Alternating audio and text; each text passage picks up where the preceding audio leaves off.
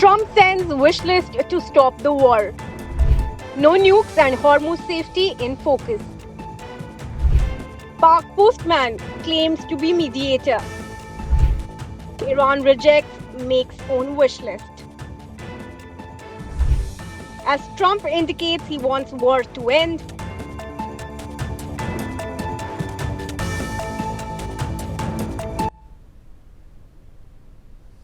United States has put forward a 15-point proposal to Iran to end the West Asia conflict, which includes conditions such as strict curbs on Tehran's nuclear program, an end to support for proxy groups, and the reopening of the Strait of Hormuz. Hello and welcome. You're watching Explained by NewsX and I'm Megha Sharma. In this episode, we will be talking about Trump's 15-point plan to end Iran war. Twice bitten, thrice shy. It is the dilemma Iran is in after US President Donald Trump, in a surprise announcement, said both countries were making major progress towards a deal to end the war. Iran, however, has denied that any negotiations were on and told the countries trying to mediate that it does not want to be fooled again after being tricked by Trump twice earlier, as per a report in Axios. Washington is also pushing for a month-long ceasefire to enable negotiations. However, given the sweeping nature of the demands and Iran's consistent resistance to similar proposals, Tehran is unlikely to accept the plan in its current form. Other key elements of the proposed peace plan include dismantling Iran's missile capabilities and related military infrastructure. In return, the US will offer partial sanctions relief, permit a UN-monitored civilian nuclear program with a fuel capacity located outside Iran, and explore economic engagement to help revive Tehran's economy. In response to Trump's proposal, Iran has set tough ceasefire conditions, including closure of all US bases in the Gulf, lifting all sanctions, halting Israeli operations against Hezbollah in Lebanon, and allowing Tehran to levy transit fees in Strait of Hormuz, according to media reports. The development comes even as the US military prepares to deploy over 3,000 additional troops in the region, adding to the roughly 50,000 that are already stationed in West Asia. As per sources, the US had shared a peace plan with Iran but did not disclose further details. According to media reports, the proposal was conveyed to Iran through intermediaries from Pakistan, which has offered to host renewed talks between Washington and Tehran to end the conflict. On Truth Social, Trump has reshared a post by Pakistan Prime Minister Shehbaz Sharif, who said that Islamabad was ready to facilitate meaningful and conclusive talks to end the Iran war.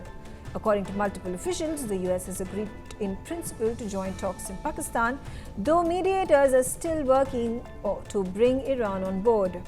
The negotiations could begin as early as next week, with US representatives likely to include Middle East envoy Steve Witkoff and Trump's son-in-law Jared Kushner. However, diplomats say that Trump's 15-point peace framework for Iran is not entirely new.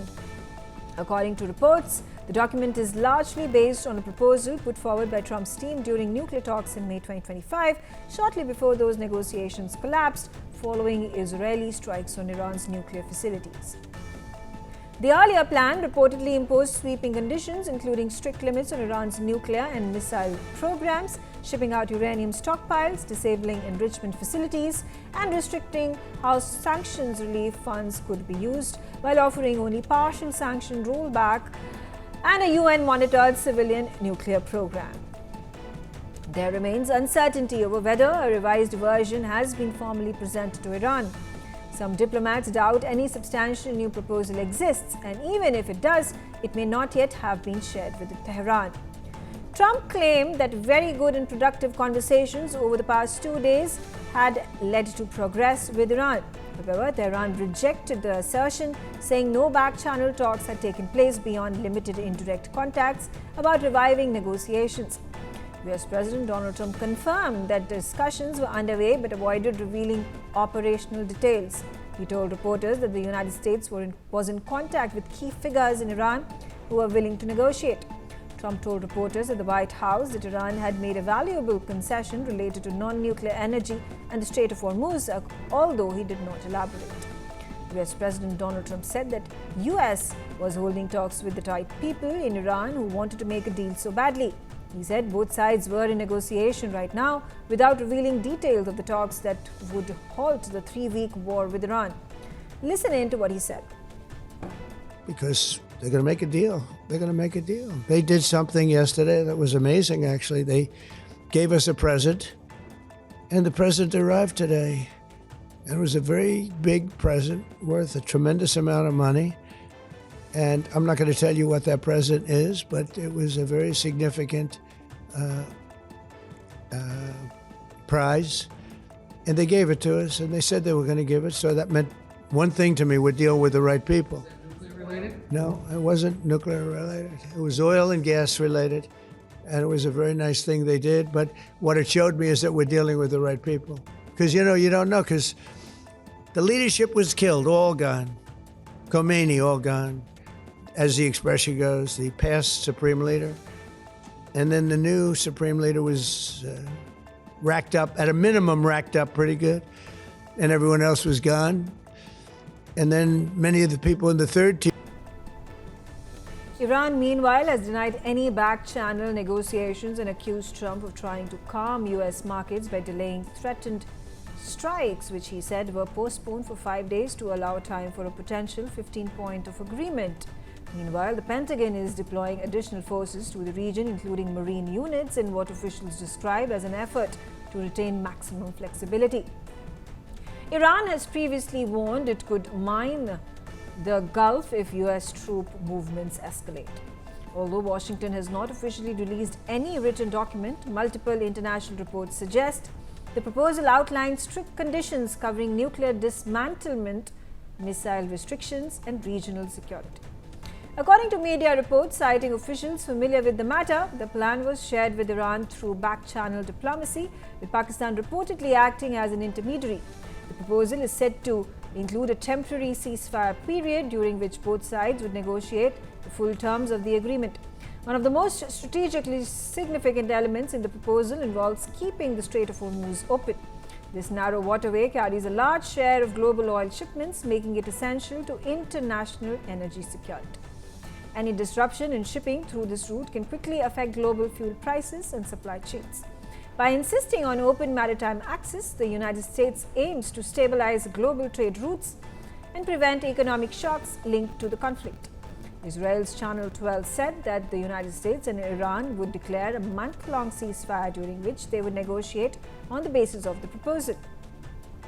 The plan calls for the end of any uranium enrichment on Iranian soil and handing over of enriched material, which Israel and United States say could be developed into a nuclear bomb. Iran would also receive assistance in developing civil nuclear energy at Bushehr, a key site that Tehran accused Israel of striking. Despite growing diplomatic activity, uncertainty remains over whether Iran will accept the proposed conditions. Iranian officials have publicly rejected claims that formal negotiations are advancing, while military exchanges continue across the region. Meanwhile, some U.S. allies remain cautious about rushing into an early framework agreement without securing firm guarantees from Iran. However, it remains unclear how widely the proposal has been circulated within Iran's leadership or whether Tehran is willing to engage on its basis. There is also no clarity on whether Israel supports the initiative. Despite the diplomatic outreach, hostilities show no immediate signs of easing. Israeli officials have indicated that military operations could continue for weeks. Acknowledging parallel diplomatic efforts, White House Press Secretary Caroline Leavitt said as President Trump and his negotiators explore this newfound possibility of diplomacy, Operation Epic Fury continues unabated to achieve the military objectives laid out by the Commander-in-Chief and the Pentagon. Lieutenant Colonel Ibrahim Zolfaghari, spokesperson for the Iranian military's Khatam al-Anbiya central headquarters, said on Wednesday that Trump appeared to be negotiating with himself. He said that the one claiming to be a global superpower would have already gotten out of this mess if it could. Don't dress up your defeat as an agreement. Your era of empty promises has come to an end. Have your internal conflicts reached the point where you are negotiating with yourselves? Listen in. خود درگیری هایتان به مرحله مذاکره خودتان با خودتان رسیده؟ نه خبری از سرمایه گذاری هایتان در منطقه خواهد بود و نه قیمت سابق انرژی و نفت را خواهید دید تا وقتی که بفهمید ثبات در منطقه توسط دست قدرتمند نیروهای مسلح ما تضمین می شود. The spokesperson of Iran's top military command, Major General Ali Abdullahi Ali Abadi, said that the fighting will continue until complete victory. His remarks appeared to counter Trump's claim that Iran was seeking peace and also signaled a warning within Iran's leadership against backing down during any negotiations. In the latest, Iran's ambassador to Pakistan, Reza Amiri Moghadam, said that there have been no negotiations between Tehran and Washington, contradicting remarks by the US President Donald Trump suggesting progress in efforts to end the conflict.